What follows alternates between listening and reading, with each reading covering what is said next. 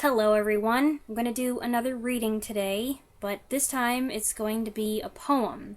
I'm returning to familiar ground though, and I will attempt to read The Raven by Edgar Allan Poe.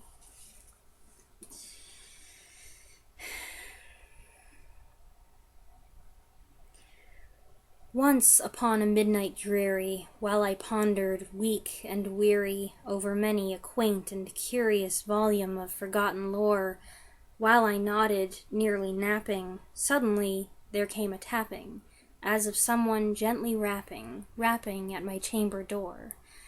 "'Tis some visitor," I muttered, tapping at my chamber door. Only this, and nothing more.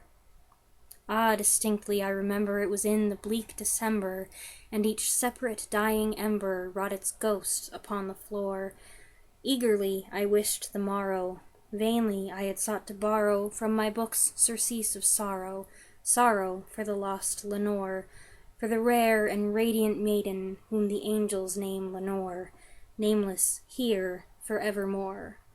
And the silken, sad, uncertain rustling of each purple curtain thrilled me, filled me with fantastic terrors never felt before, so that now, to still the beating of my heart, I stood repeating, "'Tis some visitor entreating entrance at my chamber door, some late visitor entreating entrance at my chamber door, this it is, and nothing more." Presently my soul grew stronger. Hesitating then no longer, "Sir," said I, "or madam, truly your forgiveness I implore, but the fact is I was napping, and so gently you came rapping, and so faintly you came tapping at my chamber door, that I scarce was sure I heard you." Here I opened wide the door. Darkness there, and nothing more. Deep into that darkness peering, long I stood there, wondering, fearing, doubting, dreaming dreams no mortal ever dared to dream before. But the silence was unbroken, and the stillness gave no token, and the only word there spoken was the whispered word, "Lenore." This I whispered, and an echo murmured back the word, "Lenore." Merely this, and nothing more. Back into the chamber turning, all my soul within me burning, soon again I heard a tapping somewhat louder than before.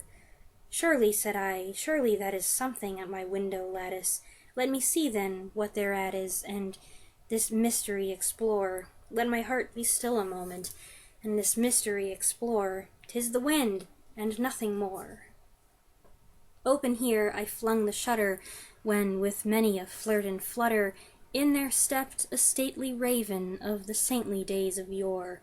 Not the least obeisance made he, not a minute stopped or stayed he, but with mien of lord or lady perched above my chamber door, perched upon a bust of Pallas just above my chamber door, perched and sat, and nothing more.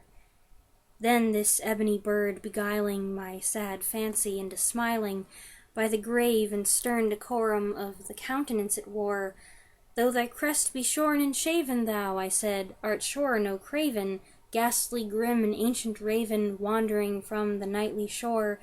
Tell me what thy lordly name is on the night's Plutonian shore."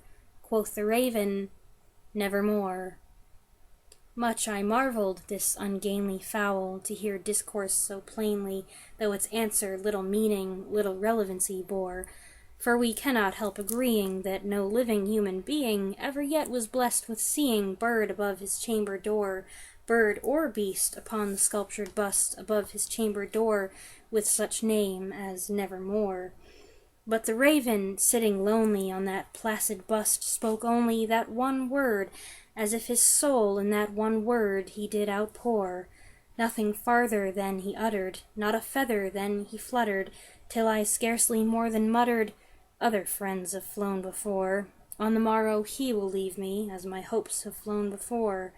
Then the bird said, "Nevermore." Startled at the stillness broken by reply so aptly spoken, "Doubtless," said I, "what it utters is its only stock and store, caught from some unhappy master, whom unmerciful disaster followed fast and followed faster, till his songs one burden bore, till the dirges of his hope that melancholy burden bore of never, never more." But the raven, still beguiling all my fancy into smiling, Straight I wheeled a cushioned seat in front of bird and bust and door. Then, upon the velvet sinking, I betook myself to linking fancy unto fancy, thinking what this ominous bird of yore, what this grim, ungainly, ghastly, gaunt, and ominous bird of yore meant in croaking nevermore. This I sat engaged in guessing, but no syllable expressing to the fowl whose fiery eyes now burned into my bosom's core. This and more I sat divining, with my head at ease reclining on the cushion's velvet lining that the lamplight gloated o'er, but whose velvet violet lining with the lamplight gloating o'er she shall press, nevermore. Then methought the air grew denser, perfumed from an unseen censer swung by seraphim whose footfalls tinkled on the tufted floor. Wretch, I cried, thy God hath lent thee, by these angels he hath sent thee respite and nepenthe from thy memories of Lenore. Quaff, oh quaff this kind nepenthe, and forget this lost Lenore. Quoth the raven, nevermore. Prophet, said I, thing of evil, prophet still, if bird or devil, whether tempter sent, or whether tempest tossed thee here ashore, desolate yet all undaunted, on this desert land enchanted, on this home by horror haunted, tell me truly, I implore, is there balm in Gilead? Tell me, I implore. Quoth the raven, nevermore. Prophet, said I, thing of evil, prophet still, if bird or devil, by that heaven that bends above us, by that God we both adore, tell this soul with sorrow laden, if within the distant Aidenn it shall clasp a sainted maiden, whom the angels name Lenore, clasp a rare and radiant maiden, whom the angels name Lenore. Quoth the raven, nevermore. Be that word our sign of parting, bird or fiend, I shrieked, upstarting. Get thee back into the tempest and the night's Plutonian shore. Leave no black plume as a token of that lie thy soul hath spoken. Leave my loneliness unbroken. Quit the bust above my door. Take thy beak from out my heart, and take thy form from off my door. Quoth the raven, nevermore. And the raven, never flitting, still is sitting,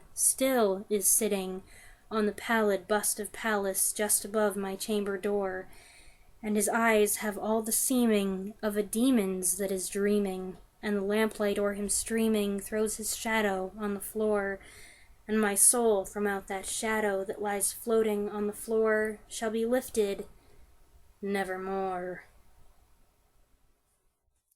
That's The Raven by Edgar Allan Poe.